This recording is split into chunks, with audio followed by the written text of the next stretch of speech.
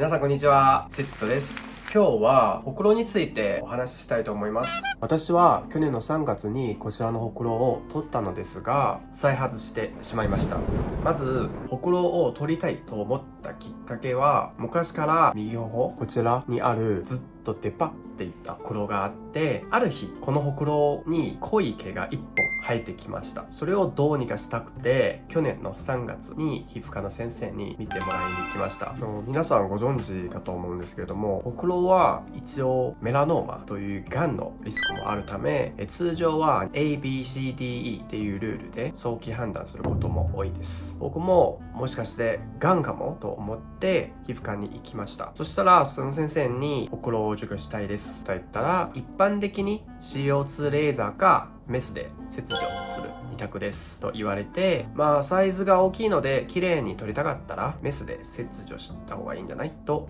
勧められました。そうですね、先生もそう言ってくれたし、じゃあそれでお願いしますと言って手術を受けました。手術自体は局部麻酔もしてもらったので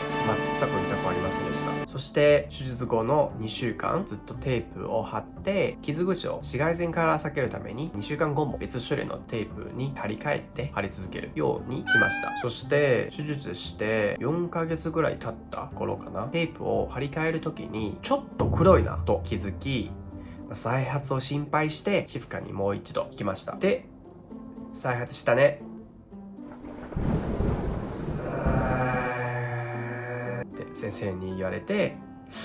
じゃあどうしたらいいんですかって聞いたら、もう一回メスで切除するか、心配ならレーザーでもいいよって言われました。そうですよね。結構悩ましいですよね、その時。その時はね、結構落ち込んでて、もう一度手術する必要あるかになって、やっぱり同じ部位で2回もメス入れるのがさすがに皮膚に負担大きすぎるじゃないかとちょっと心配してて、じゃあ今回はレーザーでお願いしますと言いました。で、レーザーは少しずつほくろの表面を削っていくイメージなので、基本的に1ヶ月に1回やるっていう感じで3回やりました。そこから中断した理由は、やった直後黒くなくなったのでいいかと思って中断しました。なぜ先生に聞かなかった理由を言いますと、僕のほくろは一応がんではなかったので、手術は自由診療になります。自由診療の場合、先生がそんなに強くストップをかけてくれないんです。だいたい 3,4 回ぐらいしたら消えるよ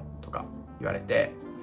3回でいいか、見えてないしと思って中断したんですけど、ご覧の通り再発しました。しかもね、形ちょっと変です。真ん中がちょっと白くて、で周りが黒い。正直再発と分かった時はすっごく落ち込みました。同じ部位にまた治療してまた再発する可能性もあって、ほくろは一応皮膚の腫瘍なので繰り返しの刺激はあんまり良くないと言われています。今はその子と一緒に生きていくという覚悟でいます。はい、というわけで、今回はほくろの治療に関して先生の愚痴を言うつもりではなく、一応再発のリスクもあることを自分の経験でお話ししました。特にレーザーの方が取り除いてない可能性があり、再発のリスクが高いので、それも含めて皆さんのほくろに関して治療するかどうか、するとしたらどちらを選ぶかを検討してみてください。はい、本日の動画は以上となります。もしよかったらチャンネル登録と高評価をよろしくお願いします。